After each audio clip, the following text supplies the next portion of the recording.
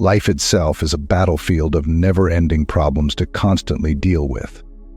No matter who you are or where you are, your only choice is to fight or let those problems overwhelm you. Often, the main reason why we run away from our problems is that we are too afraid and reluctant to confront our weaknesses and assess the less than favorable, preferable, or desirable conditions of our circumstances. We often try to construct an idealistic version of ourselves through our own beliefs or romantic narratives from various sources, eventually clouding our perceptions to the point where we start to view ourselves as divinely worthy beings entitled by default to the best the world can offer, just to make ourselves feel better. So when trouble knocks on the door, requiring us to make a vivid admission that we aren't as infinitely worthy as we imagine ourselves to be, we blatantly reject and refuse to open that door, all because we cannot bear the weight of our very own set of responsibilities that we are circumstantially burdened with. Confronting our weaknesses means that we have to demolish our ego to a certain degree, usually a considerable one. Demolishing that ego is usually such a tormenting feeling for most of us because it always involves pointing all the fingers at no one else and nothing else but us, making us feel significantly inadequate and incapable, far from the imaginary aristocratic individual that we envision and entitle ourselves to be. That is why we run to avoid those feelings. We sedate ourselves with alcohol and drugs to try to overwhelm that feeling of anger and doubt. We transport ourselves into a fantastically perfect world of video games and cartoons to escape the feeling of powerlessness that we have in the real world. We immerse ourselves in self-entitled music, movies, TV series, and books that encourage us to be victims of unfair celestial cruelty and to blame others but ourselves. Sometimes we even go so far as to enter relationships in the hope that that particular significant other would pamper us like they're our mother or father and expect them to solve our problems for us.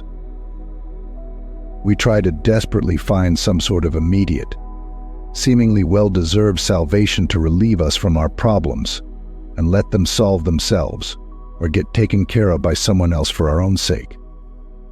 But we all know it never works that way.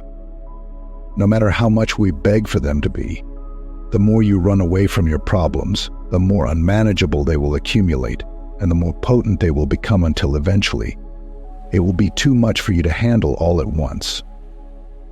No matter how far you run away and how quickly or how often you run away, your problems will always eventually catch up to you sooner or later, one way or another. Why?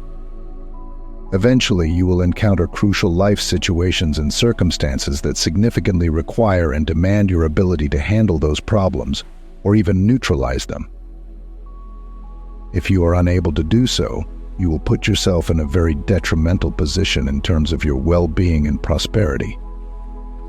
If you avoid taking care of your physical and mental health, you will not be able to handle the physiological and psychological demands that will come from the intensity of your profession, the passion of your hobbies, and the misfortunes of life that will be thrown your way.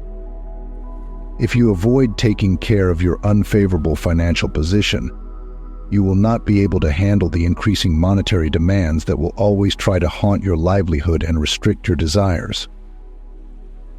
And if you avoid taking care of your social skills, you will not be able to handle the political and empathetic demands of building networks, handling conflicts, and sparking intimacy, respectively.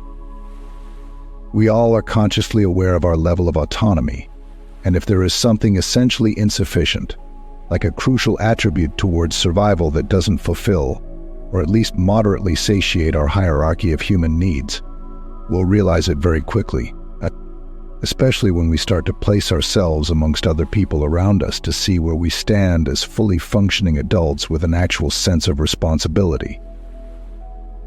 If your life is genuinely not in order, you can't help yourself but take full notice of that.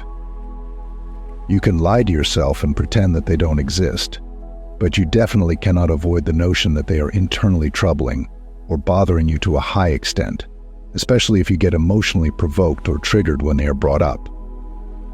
In this case, it simply reveals your insecurity towards an important attribute that you pig-headedly refuse to work on, and this is what will constantly disturb you and become the source of your depression. Running away from your problems is probably the most visceral form of modern cowardice, and also signifies that you are unreliable and undependable. It's very easy to spot those who are one. Just look at how many excuses they will make, or the amount of people's unfortunate circumstances they will blame when they are questioned or confronted about their problems.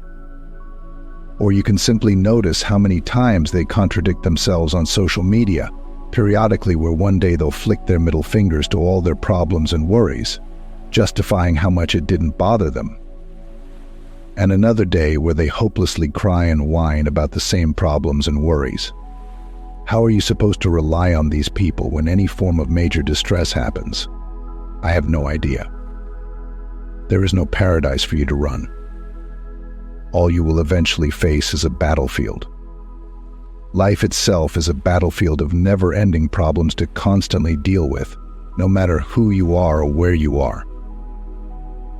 Your only choice is to fight, or let those problems overwhelm you to the point where you cannot even bear the notion of them existing alongside you. At this point, you also have the option to fight.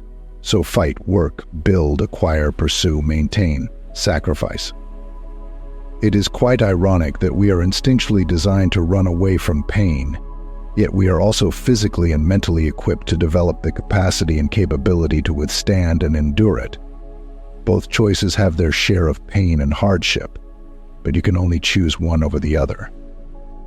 So choose your pain wisely. Thank you. Thank you for watching.